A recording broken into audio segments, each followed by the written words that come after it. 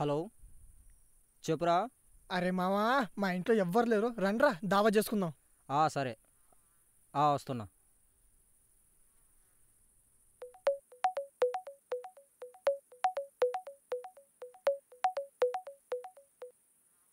మామ పార్టీ ఉంది, పోదామా? సరేరా, సరే పోదాం. ఓకే.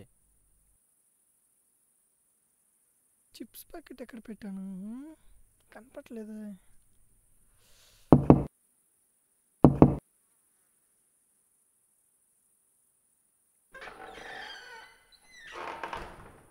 హాయ్ మామా. రండి రండి.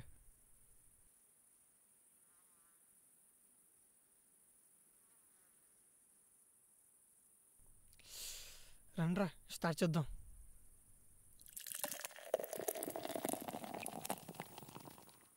మామా స్టఫ్ ఎక్కడ? మీరు రాకముందు అదే వెతికారా? ఎక్కడ? ఇదిగో ఇక్కడ ఉంది.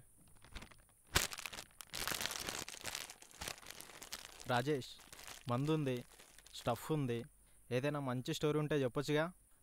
చెప్పురా, మంచి ఇంట్రెస్టింగ్గా ఉంటుంది, చెప్పు. స్టోరీయా? ఒక మంచి రియల్ స్టోరీ చెప్తా, వినండి.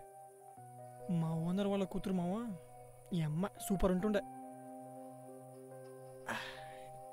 చనిపోయింది. ఎలారా? వాళ్ళ అన్నయ్య లవర్తో చూసి ఇంట్లో చెప్పడం వల్ల అమ్మ తిట్టిన మాటలకు, నాన్న కొట్టిన దెబ్బలకు, అందమైన అమావాస్య రోజున అర్ధరాత్రి వేళ తిరుగుతున్న ఫ్యాన్కి వేసుకున్న చున్నితో ఊరేసుకుని చనిపోయింది.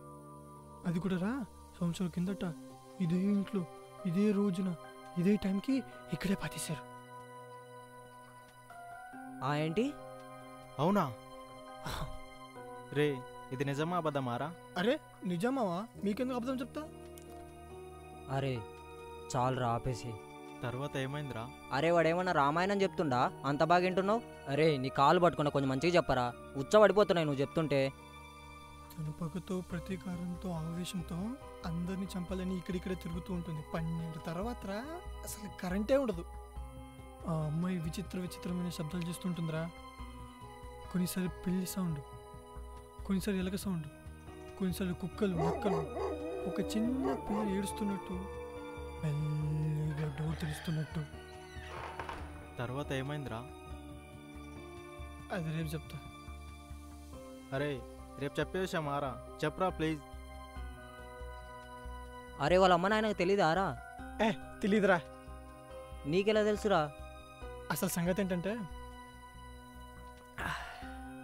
షార్ట్ ఫిల్మ్ తీస్తున్నారా, అందుకే స్టోరీ రాస్తున్నా. ఇలా చెప్తే బాగుంటుందని మీకు చెప్పా. బాగుందా?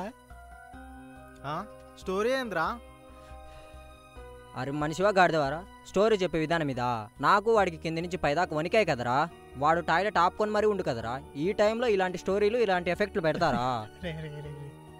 అరే పోదాం పదరా, వీడితో ఉంటే సంకనాకిపోతాం మనం. సరే పదరా, వీడు చిల్లరేసాలన్నీ. రే ఆగండి. రే